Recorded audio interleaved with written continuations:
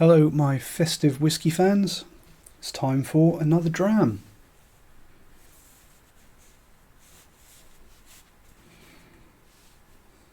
There we go. So December the 5th today. Yesterday we had our first world whisky of the premium whisky advent calendar, which I wasn't sure if there's going to be any of, but there certainly is, because yesterday we had an 18-year-old from Teeling. So this one, I hadn't heard of this particular series, so I hadn't actually heard of this one before I had it, but I did a little bit of research and I am pleased to say that it does mention a muscat wine cask in this one, so those winey notes that I was getting, quite pleased that I picked up on that. Didn't actually pick up on the fact that it was an Irish whisky, and in hindsight some of those bready notes, bread and sort of bakery notes, maybe that should have been a clue, but missed it at the time. But also being a single malt as opposed to a Irish blend or an Irish pot still whisky, and the fact that it's 18 years old, maybe got a little bit less of that Irish character. But either way, I was fairly happy with what I managed to pick out on that one. And more importantly, this whisky, which is our first world whisky from Ireland, is also our first craft presentation whisky of the advent calendar so far. So we've had 3 other whiskies that were from Scotland, and none of them have been a craft presentation. So must say, come on Scotland, it's time to catch up. So hopefully we can do that today. Maybe even be a craft presentation English whisky in there, who knows. But December the 5th, let's see what we've got. Or let's not see what we've got. Let's taste what we've got. Yeah.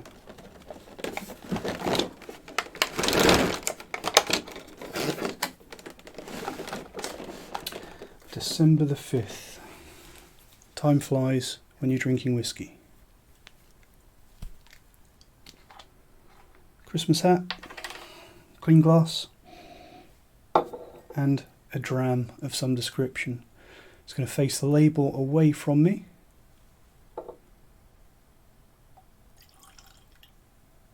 Quite a dark colour.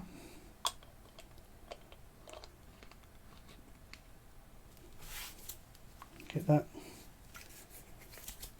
out of sight. Oh, I can smell that already.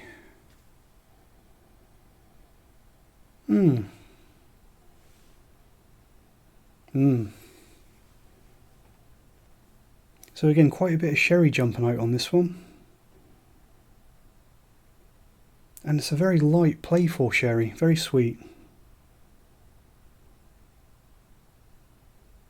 A touch of wood spice in there as well, like a nice, warm, sweet, playful, juicy, spicy sherry. I think there might be a touch of peatiness on the nose on this one as well. A little bit of a damp sort of dirty smokiness. So that's very interesting. A little bit of a dirty farmy smokiness on the nose. I'm already really intrigued to find out what this one is. Let's see how it tastes.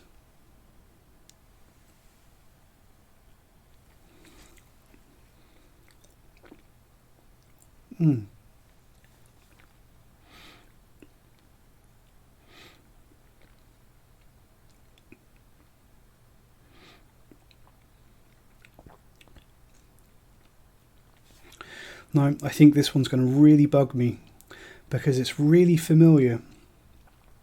Quite a lot of sherry, a fair bit of peat, and quite a dirty farmy peat. Quite a bit of chocolatiness as well. Is that possibly a little bit of port? The first thing I'm thinking of is something like Kilholm and Lochgorm. The longer I nose this one, and possibly I'm getting the benefit of having it on my palate and getting some reflux olfactory nosing going on there as well, the more I nose it, the more of that peat comes through. So when you first think of your peated, sherried whiskies, you think of things like Benriach maybe, but I think the peat in this one is more than you get on a Benriach. So what other sherried, peated whiskies are there? I'm not going to go for anything from Ledaig or Ardbeg because I don't think that it's quite peaty enough for that. I don't think it's an Isla peat. So I think that rules out things like Ardbeg Ugadal. I don't think it's anything. It's not medicinal or spicy enough to be the Ledaig triple wood. It's a very, very well made whiskey. Really is quite peaty, a lot of fruit. It's not a bourbon matured whiskey. I'd say there's definitely sherry in there, possibly port as well. But I think it doesn't come off as overly old. I'm not getting lots of oak tannins. It's not dominated by the age, but it's definitely at least 16 years old. I'm going to say 16 to 18 years. Maybe 18 to 20. Lots of maltiness, also getting some really quality bourbon maturation coming through. Lots of sweetness. And that sweetness isn't just coming through from the wine, the sherry grape casks. But that peat, that's really nice, and it's really familiar, but I can't quite place it. For me, the thing that's really standing out on this one is that it's coming across as quite old and quite fruity and quite peaty, kind of in equal measures. And that's not an easy thing to do. You don't get many whiskies that retain all of those flavours from all of those sources and nothing gets overshadowed.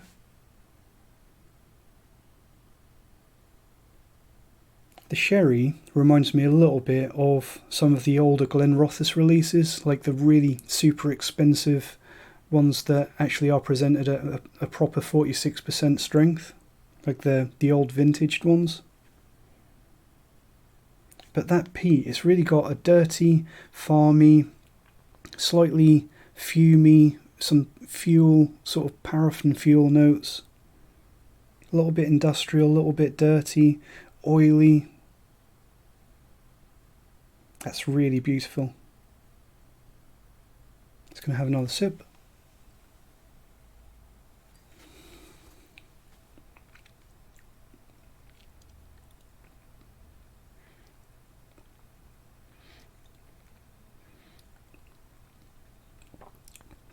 Really beautiful maltiness, and not just those typical tannin, old oily nutty notes that you get from an old malt in whiskey.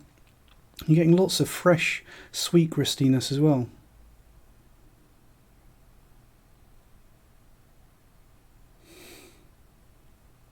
Slight saltiness on the nose, quite a bit of chocolate as well, sweet chocolate, chocolate caramels.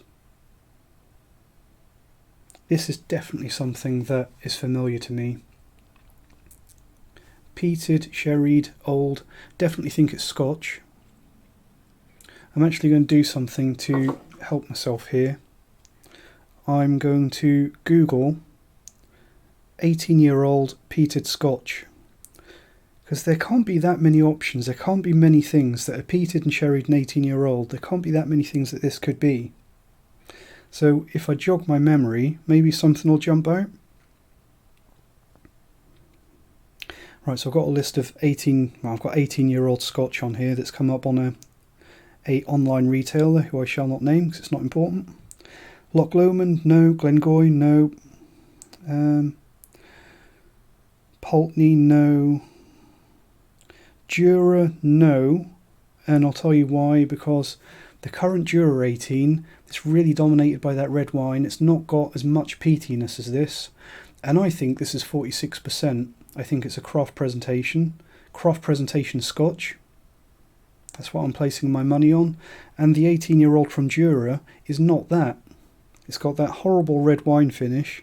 And it's 44%, not craft. So it's not Jura. Johnny Walker 18, it's not that because this is not a blend. Glenmurray 18-year-old, and I'm pretty sure that's not peated. I haven't tried that. I've got that one to review. That's coming soon. I don't think it's going to be that.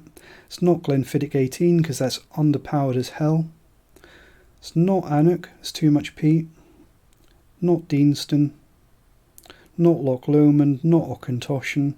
Not Ledaig is definitely a possibility. Ledaig 18 is, that fits quite well, because Ledaig 18, it has that perfect balance of old malt and sort of sweet, intense, malty youth. It balances things really well, which is what I was saying there.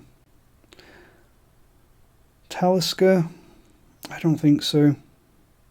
Similar age, similar ABV, but I think this has got more sherry influence than the Talisker. Not Bowmore. Bowmore's only 43%. Bowmore 18 is a good whiskey, but I don't think this is what we've got here. Kalila 18 we had the other day. Not Glenlivet, not Glengoyne, not Highland Park, not Highland Park, that's only 43%.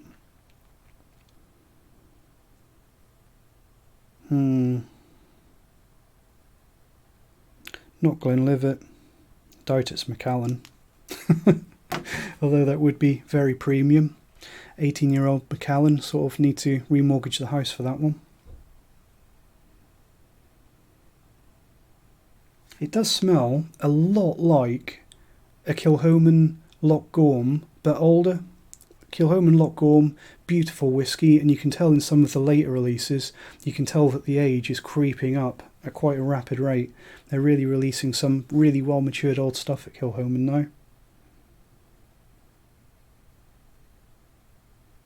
The only thing I can think of that's got that peat, that sherry and that malt, and it all ties together in that intense, well-made package, it's got to be a special release from Ledaig, from Tobermory. I think if it's an official bottling, I'm going to go with Ledaig 18.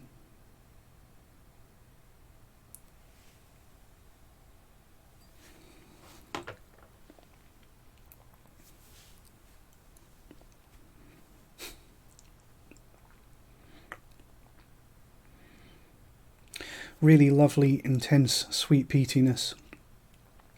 I've been to Tobermory / Ledaig distillery, and I've tried some of their special releases under the Ledaig name, because they come out with a lot of them. Tend to be not that old, a little bit pricey, in my opinion, and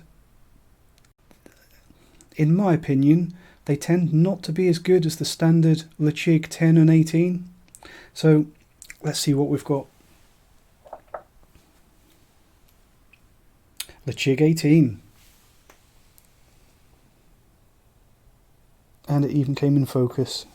I am having a lucky day. Ledaig 18, 46.3. So I said 46%. For some reason, Tobermory and Deanston and that group, they like their 46.3. But that's exactly what we've got. And that is a beautiful whiskey. And I can't remember, someone will be able to remind me in the comments, if Ledaig put colouring in their whiskey. So Ledaig 18 is more or less good enough in my books. It is our first Scottish craft presentation whiskey, and it's a really good one. So anyone that's tasting at home, let me know your thoughts on the Ledaig 18. I think this is a fantastic whiskey, and it's one that I've been meaning to review for quite a long time.